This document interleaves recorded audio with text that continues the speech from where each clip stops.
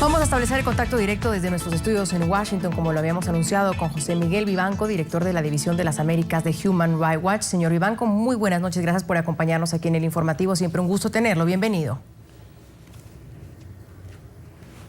Muy buenas noches, Andrea. Crimen organizado, narcotráfico, autodefensas y un gobierno que parece que no sabe para dónde coger, que no sabe realmente qué hacer.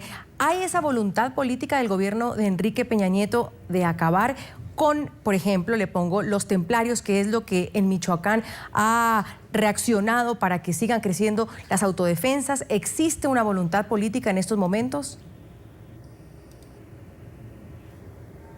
No es claro.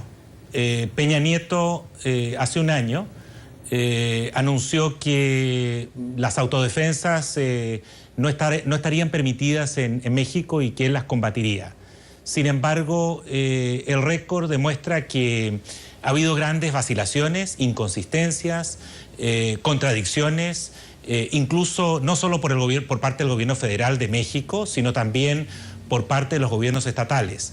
Si usted revisa, Andrea, la actitud, por ejemplo, del gobierno de Guerrero, ha sido bastante más tolerante frente a estos grupos. O si examinamos la actitud del gobierno del estado de Michoacán, ha sido más firme, más combativo frente a estos grupos. Pero el gobierno federal, por su lado, y el propio secretario de Gobernación, Osorio Chong, ha dicho que él quiere buscar diálogos, que quiere que estos grupos colaboren con las fuerzas de seguridad. Justamente creo que es un error gravísimo y están en este instante el gobierno federal protegiendo al líder de una de las principales organizaciones de autodefensas de Michoacán, en el Distrito Federal. Creo que no hay claridad, hay grandes ambigüedades. Y en esto, lamentablemente, si no hay una política clara frente a las autodefensas, estas van a seguir creciendo y es probable que México enfrente un problema similar al que ha enfrentado en el pasado Colombia. Hoy día subsisten estos grupos en Colombia, pero no tienen la dimensión que tuvieron en los 80s, en los 90s y en gran parte del año 2000 en adelante.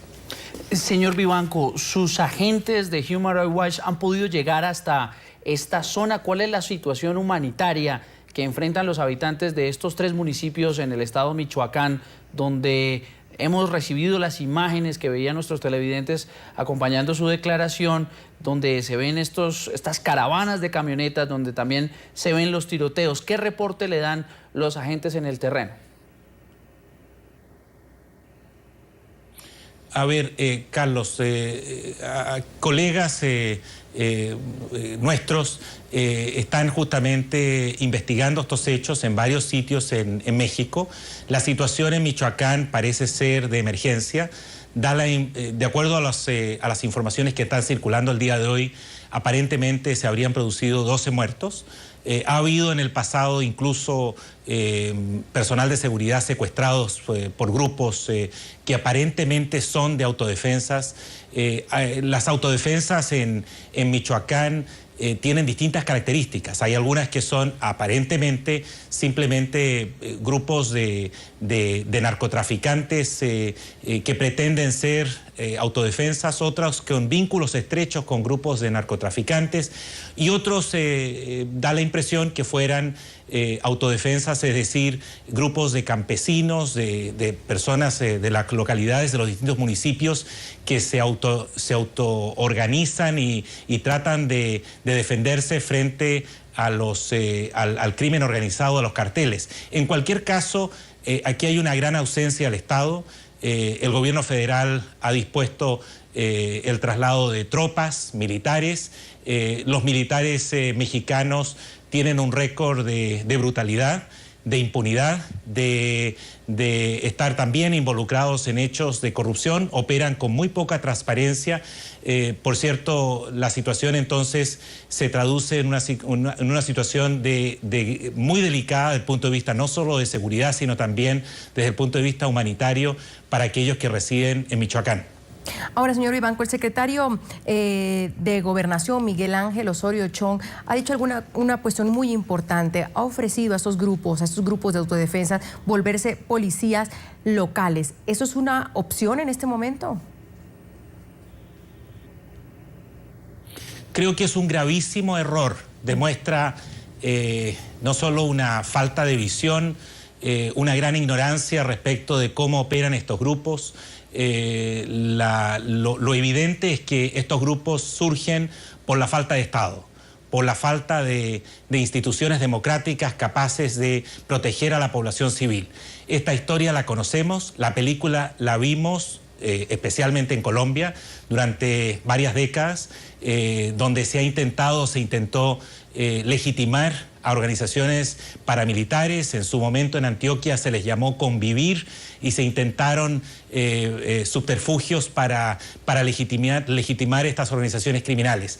Creo que es un gravísimo error por parte del secretario de Gobernación, Osorio Chong, intentar minimizar el problema o convertir a estos grupos en algo así como agentes civiles que apoyan a las fuerzas de seguridad. La respuesta debe ser institucional. La respuesta debe ser por parte del gobierno federal, pero con agentes que actúen profesionalmente, que no incurran en violaciones adicionales y que respondan y que estén debidamente subordinados al control del poder civil, incluyendo el poder judicial. Ahora, el aspecto, usted hablaba de las similitudes de este fenómeno en México con el de Colombia, donde también la justicia y las autoridades probaron ampliamente cómo estos grupos de autodefensa también terminaron ligados con el narcotráfico. ¿En México existiría el mismo riesgo de que esto que parecen autodefensas ciudadanas, muchos se hacen llamar policías comunitarios, terminen convirtiéndose en lo que combaten? Eso es evidente, porque son organizaciones de civiles que van a requerir recursos. Inicialmente los recursos se obtienen voluntariamente por parte de las mismas comunidades. Luego empezarán a exigir una cuota para ofrecer seguridad, para garantizar la protección o la seguridad de aquellos que quieran comprar. Y cuando esa cuota no se entregue, se procederá entonces a la extorsión. Y cuando los recursos no alcancen para enfrentar a las bandas criminales, a los carteles de las drogas, por ejemplo en Michoacán, habrá entonces que recurrir al propio narcotráfico y tendrán entonces que vincularse a otros carteles para así sobrevivir. Esta historia la conocemos. Yo no creo que exista ningún futuro legítimo si no está asociado a una política de seguridad pública transparente, con credibilidad, de mediano y largo plazo, que debe ser impulsada por el gobierno federal y que de ninguna manera esté basada en la cooperación o tolerancia frente a organizaciones de civiles que terminan, insisto, transformándose en el Frankenstein de la sociedad, transformándose justamente en otros grupos armados irregulares que atacan a la población civil cuando lo estiman necesarios para obtener recursos. Vamos a agradecer a José Miguel Vivanco, director de la División de las Américas de Human Rights Watch, por habernos acompañado desde Washington aquí en el informativo de NTN 24. Muchas gracias por su tiempo.